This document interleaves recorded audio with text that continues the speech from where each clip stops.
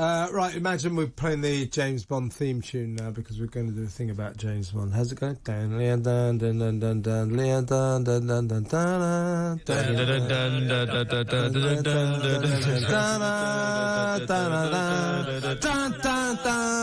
Right, yeah, there you go. So that's set the scene. You're all in a 007 mood, aren't you? The question is who is going to be the next James Bond? Who's going to play 007? Who is going to take the license to thrill from Daniel Craig? Because a wall of silence seems to have erupted there. Let's just remind ourselves of some of the other Bonds and high points from the spy's history. Let's have a look.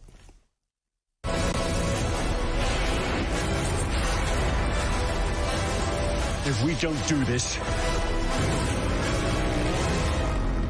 there will be nothing left to save.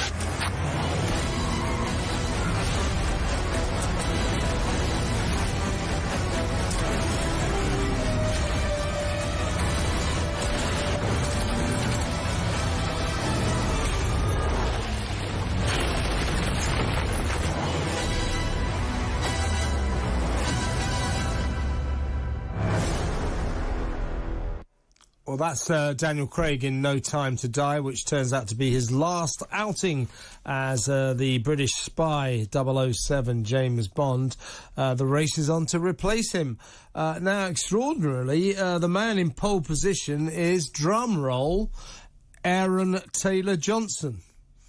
Me neither. Never heard of him. Anyway, unknown though he is hotly tipped to replace Daniel Craig. I've seen pictures of him, good-looking guy and all that. He starred in the Kick-Ass films. There he is. The Avengers, Age of Ultron, and Godzilla. So he's been around a bit. Anyway, he's impressed the Bond franchise boss Barbara Broccoli, and he had a trial at Pinewood, and it could be that he's going to be the next Bond, I wonder. Or could it be someone else, because other names have been put in the frame, even Idris Elba, among others. And then, of course, there are these absurd suggestions that it could be a woman. No. James Bond can't be a woman. If it's a woman, it would be ridiculous. So that isn't going to happen. By all means, make another film. Make a film called Jane Bond. But James Bond, he's a bloke. That's a given. That's a given right off the bat. Let's talk to film critic Van Connor. Evening, Van. Evening, Kevin. I will tell you that Jane Bond as a film actually does exist. Yeah, I know. It's in fact the 2005 porn parody, and the spy car was a Mazda MX-5. There you go. Right. Well, I'll look up Jane Bond as soon as I can. Sounds interesting. Oh, you'll have seen it, Kev. It's part of my collection of porn films. What do you make of this, Van? Aaron Taylor Johnson, he looks the part, could be. Be quite an interesting way forward for the Bond franchise, wouldn't it? To go for a complete outsider, a complete unknown, an unexpected entity, as opposed to some of the bigger names that have been mentioned. What do you reckon? I mean, firstly, I would argue that anyone who actually has an action figure available themselves technically doesn't qualify as an unknown. I mean, this guy's won BAFTAs and Golden Globes, so not really an unknown. The guy has actually a better body of work than Daniel Craig had when he came to the role.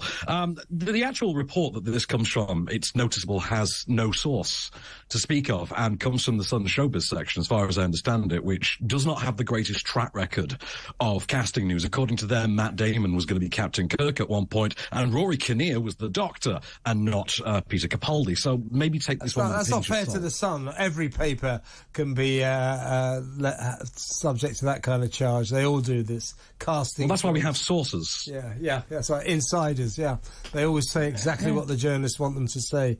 But you know, you talk about Aaron Taylor Johnson. You know, not an okay. I did mention that he's got a track record, but, you know, he is, to all intents and purposes, if you went up to someone in the street, hey, Aaron Taylor Johnson, what do you reckon? They wouldn't know who he was, would they? Well, not if they were over 25, maybe not, but Gen Z really love him on TikTok because of the movie Bullet Train this past year. He is actually quite a prominent fixture on TikTok, so he is the subject of a lot of memes and videos because of that movie. Also, Kick-Ass to a comic book fan like me is kind of a sacred text. I mean, the sequel's garbage, don't get me wrong, but the first one's really he could. No, I mean, and he looks the part. He could get it. I mean, who are the other people in the running? I mean, they've talked about Idris Elba, haven't they? Tom Hiddleston was in the frame for a while, but he seems to have faded away. A few bigger names are being mentioned, aren't they? I mean, I personally believe they'll look at someone like Henry Golding or Regé-Jean Page. I would back Richard Madden, especially after Eternals, because I thought the guy had serious swagger in there. I still wouldn't rule out Hiddleston. But one of the things they have said is they don't care about the ethnicity, but no one over 40. That's kind of a rule. But once you get the job, you can stay in it till you're nearly 60, right? Yeah, that's kind of the rule, yeah. Why are they taking so long to recast Bond, Van?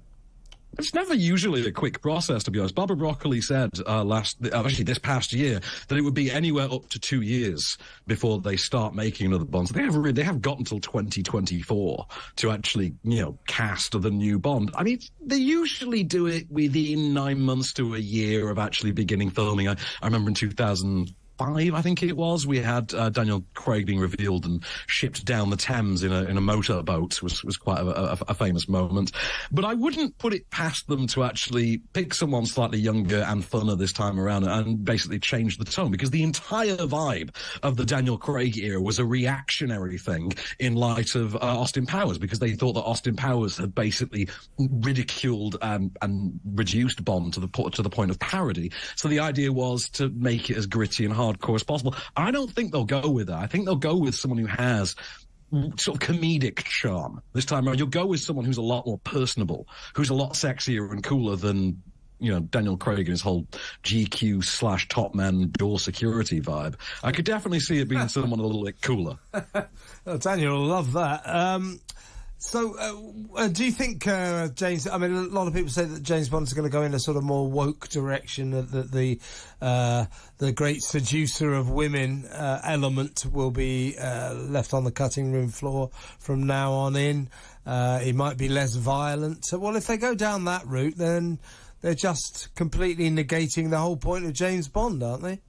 Well, not really. James Bond's been woke since The Living Daylights in 1987, if you start to look into it, and particularly in the form of Goldeneye in 95, when they introduced M and actually outright called him out on it. So I think tacking on the whole go woke, go broke nonsense to Bond is neither here nor there, really. But I would say that the Daniel Craig era has been quite progressive, particularly in his attitude towards women and his sexual politics. Indeed. I guess we're going to go to the standard issue question now, Van. We've had, let's forget about David Niven and George Lazenby, let's talk about the main players. Sean Connery, Roger Moore, Timothy Dalton, Pierce Brosnan, Daniel Craig. Who was the best Bond? Sean Connery. End of. You forgot George Lazenby. I'm going to point out, because I love that movie. I just said George Lazenby. Did you say George Lazenby? I said let's not worry about George Lazenby and or David Niven, because they don't count. Why? Poor George. Hashtag justice for George. Anyway, I think Brosnan every time, he's the perfect all-rounder. Also, Goldeneye is academically the best Bond movie. I don't understand how anyone would say otherwise. Second to that, maybe Goldfinger. If it's got gold in the title, that's a good Bond movie in my book. So I'm with Ali Ross here. You're a Sean Connery man? I didn't see the point in continuing in the series after Sean Connery left it, to be honest. I liked Bridge's finest. I like Roger Moore, because there would be no Bond without Sean Connery. I went to Morocco to cover Timothy Dalton's first film as a Bond. What was it? View to a Kill, wasn't it? No, The Living Daylights. Living Daylights, was that it? Yeah, anyway. You were his mate. Yeah, well, I interviewed Timothy Dalton. I remember. Licensed to Brill. Yeah, got lots and lots of brilliant quotes out of him. He's very at ease with the media.